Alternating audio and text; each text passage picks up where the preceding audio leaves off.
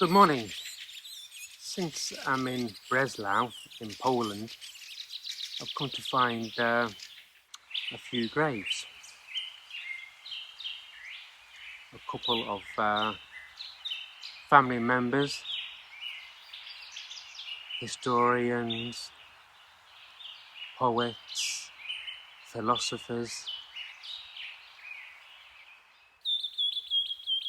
and other interesting people. What's so fascinating about this graveyard is how much history there is.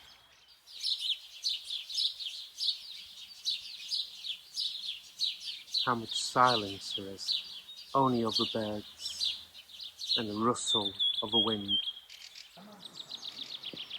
I would consider myself a taphophile, as I'm interested in headstones and the history of those who are buried in cemeteries.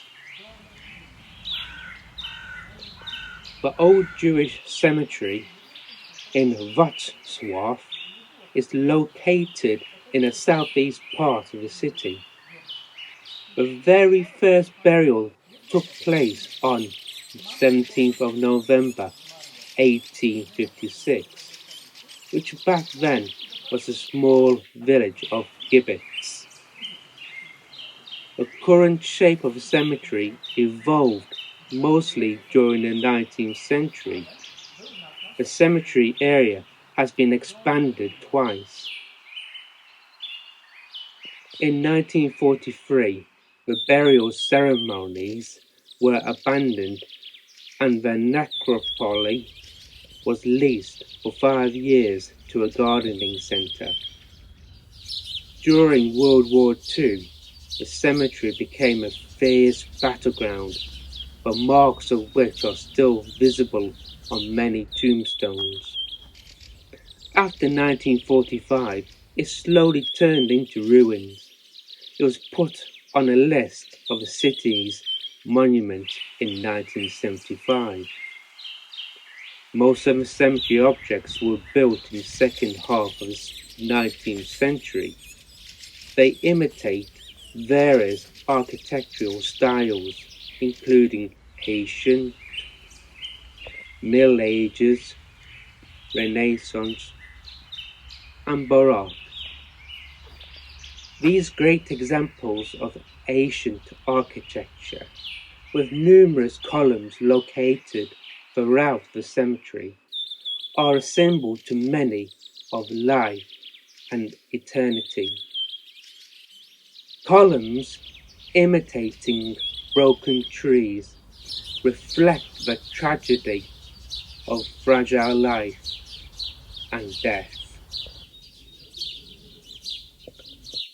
Tombstones in a graveyard are engraved and chiseled out with bilingual inscriptions, most commonly German and Jewish. Most common symbols in a cemetery are the hands, oriental trees, broken roses, helmets, and palms, symbols of national sacrifice of the Jews. Other interesting graves are the parents of Edith Stein, who are buried here in the cemetery.